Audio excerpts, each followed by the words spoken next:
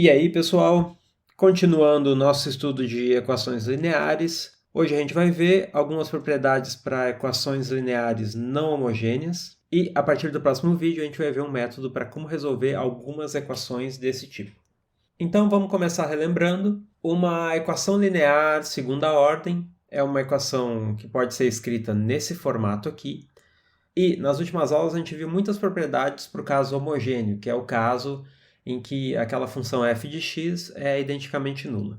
Em particular, uma coisa que a gente viu lá foi que a solução geral para uma equação linear de segunda ordem homogênea, ela tem esse formato aqui, ou seja, a solução geral de uma equação linear homogênea segunda ordem é uma combinação linear geral de quaisquer duas soluções para a equação homogênea. Desde que, claro, como a gente viu lá, que essas duas funções sejam linearmente independentes. O que a gente viu é a mesma coisa que dizer que o Wronskiano delas é diferente de zero. O que a gente vai fazer hoje é começar a tratar o caso em que essa f de x não é identicamente nula. Para isso, vamos começar com uma observação aqui. Suponha que a gente tem duas funções, aqui y maiúsculo 1 e y maiúsculo 2, da equação linear segunda ordem não homogênea, dessa equação aqui em cima. Então, a partir dessas duas soluções, eu vou construir a seguinte função. Essa função w é a diferença dessas duas soluções que a gente tem para a equação lá de cima. Agora, o que eu vou fazer é substituir essa função w do lado esquerdo da equação. Então, eu vou obter essa expressão aqui, que, pela definição de w, é a mesma coisa que essa expressão. Agora, eu vou distribuir essas multiplicações pelas funções coeficientes a2, a1 e a0. Eu obtenho essa relação aqui. E agora notem o seguinte, todos esses três primeiros termos aqui são os termos que envolvem essa função y maiúsculo 2. E todos os termos que estão aqui entre parênteses são termos que envolvem a função y maiúsculo 1. Essas duas funções elas são soluções da equação não homogênea lá em cima. Isso significa que toda essa soma aqui desses três primeiros termos, isso aqui tem que ser igual a f de x. Porque a y2 satisfaz aquela equação lá. E a mesma coisa acontece aqui com esses últimos termos. Tudo isso daqui tem que ser igual a f de x também, porque y1 também satisfaz aquela equação. Então, o resultado de todas essas operações aí fica f de x menos f de x. E, portanto, isso mostra que essa função w que eu defini ali, ela é uma solução para a equação linear homogênea. Ou seja, para quaisquer duas funções da equação não homogênea, a diferença delas é uma solução da equação homogênea. Então, deixa eu apagar aqui essa continha. Então, o que a gente mostrou foi que essa função w ela é a solução da equação homogênea. Agora, como a solução geral da equação homogênea é dada por essa forma aqui, então essa função w ela precisa ser uma combinação linear daquelas funções y1 e y2. Ou seja, existem constantes a0 e b0, tal que essa função w pode ser reescrita como essa combinação aqui. E agora, usando a definição de w, que é a diferença daquelas y maiúsculo, eu obtenho essa relação, e isso aqui quer dizer o seguinte, aquela segunda solução da equação não homogênea, a y2 maiúsculo, ela é igual a y1 maiúsculo mais alguma solução da parte homogênea, ou seja, mais alguma solução da equação linear homogênea. E notem que aqui a gente não tem nenhuma outra hipótese em cima da y maiúsculo 1 e y maiúsculo 2, a não ser que elas são soluções dessa equação não homogênea aqui em cima. Então, o que isso está me dizendo é que quaisquer duas soluções daquela equação, elas diferem por uma solução da equação homogênea associada. Então, isso aqui é a justificativa para definir solução geral nesse caso de equações não homogêneas. Então, teorema. Então, aqui eu estou chamando de yp alguma solução dessa equação linear ordem 2 não homogênea. E y1 e y2 são duas soluções linearmente independentes para a equação homogênea associada. Então, essa equação linear homogênea que aparece aqui embaixo só difere da equação ali de cima pelo termo não homogêneo. Então, com isso, a solução geral da equação linear não homogênea ela é dada por essa expressão aqui.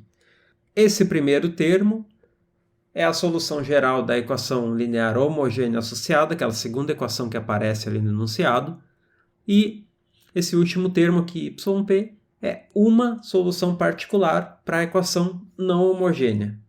Ou seja, esse formato aqui está dizendo que toda solução da equação diferencial linear não homogênea, toda solução daquela equação que aparece ali em cima, pode ser escrita como a soma de uma solução da equação linear homogênea associada mais uma solução particular da equação não homogênea. Então para resolver uma equação diferencial linear não homogênea, o que a gente vai fazer é resolver a equação homogênea associada para encontrar essa YH e procurar por uma solução particular da equação.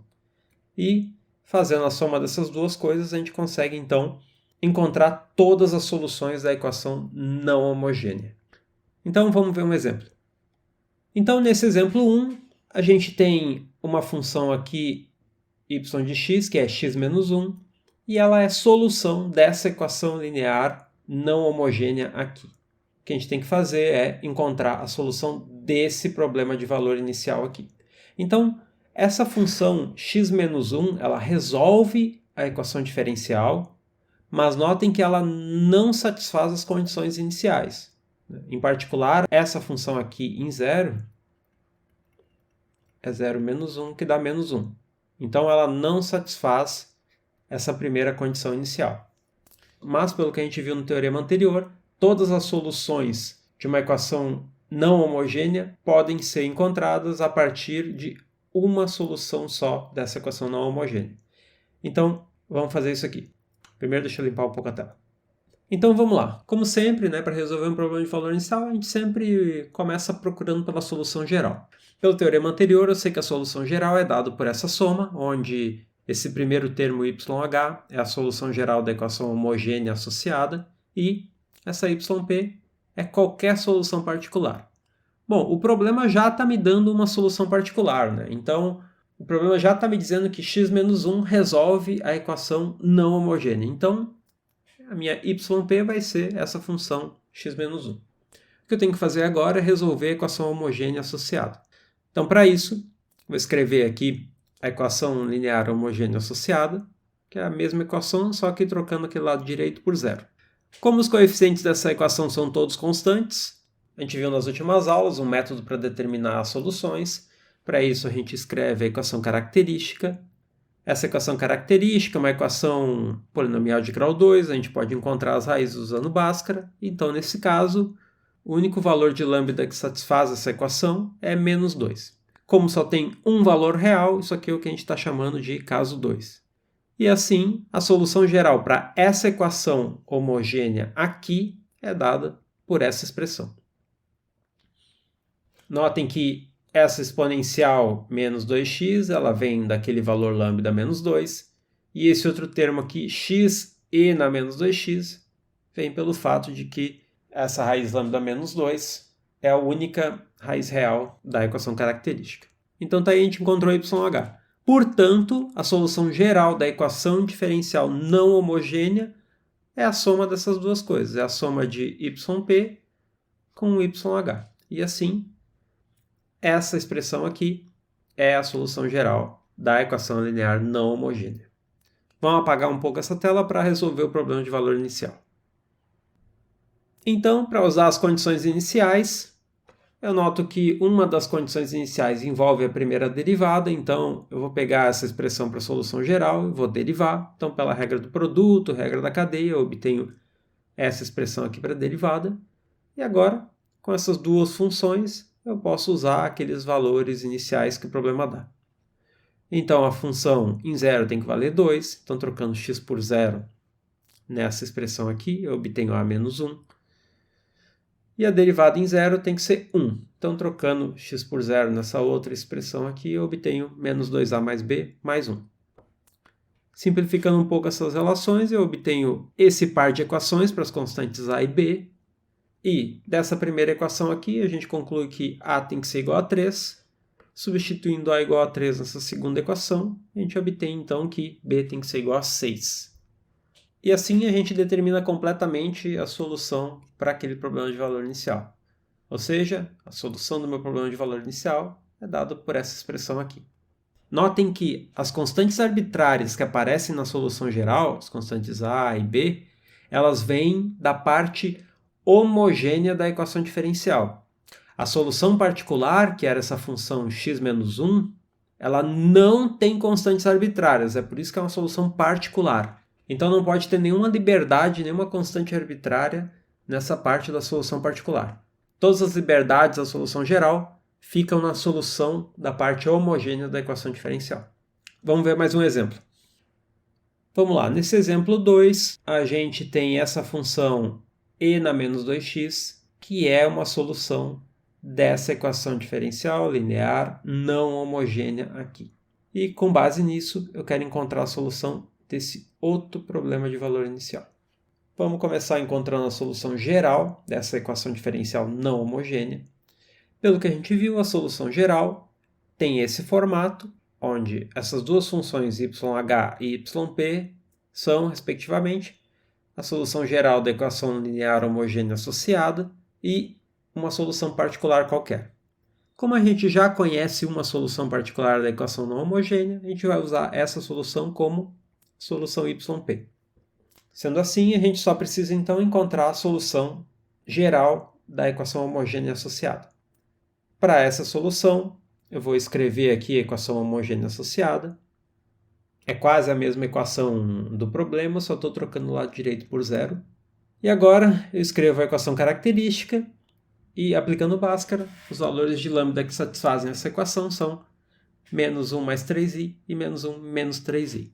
Como as soluções da equação característica são valores complexos, a gente está então no caso que a gente está chamando de 3, e, portanto, a solução geral da equação homogênea associada é dada por essa combinação aqui de exponenciais e funções trigonométricas. Lembrando, o coeficiente que vai aqui na função exponencial vem da parte real dos valores λ1 e λ2, e esse coeficiente que vai no argumento das funções trigonométricas vem da parte imaginária das raízes da equação característica.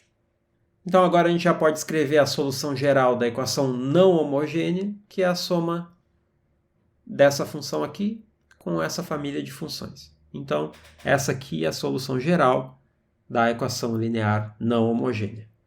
De novo, lembrando que as únicas constantes arbitrárias que aparecem nessa expressão, elas vêm da parte homogênea da equação diferencial. A solução particular não pode ter nenhuma constante arbitrária. Então vamos apagar aqui essas continhas para resolver o problema de valor inicial. Bom, das condições iniciais, eu vejo que eu preciso ter uma expressão para derivada da solução, então vou escrever aqui a solução geral que eu encontrei. Vou derivar essa expressão pela regra da cadeia e regra do produto, a gente obtém essa expressão aqui. E agora, usando as condições iniciais, eu tenho que a função em zero tem que valer zero. Então, eu vou trocar x por zero em toda essa expressão aqui. E a derivada em zero tem que valer menos 1. Estou trocando x por zero aqui nessa outra expressão. Portanto, simplificando um pouco essas equações, eu obtenho esse par aqui de equações para as constantes a e b. E, portanto, os valores de a e b que satisfazem esse sistema são a igual a menos 1 e b igual a zero. Ou seja, a função que satisfaz a equação diferencial e as condições iniciais é dada por essa expressão aqui. Então tá, por hoje era isso. O que a gente tinha que fazer aqui era entender como que funciona a solução geral, nesse caso de equações não homogêneas. Então a gente viu que a partir de uma solução particular, a gente consegue encontrar a solução geral. Na próxima aula a gente vai ver uma forma de determinar essas soluções particulares. Por exemplo, uma forma de determinar essa função e na menos 2x que satisfaz essa equação não homogênea. Então tá, até a próxima. Tchau!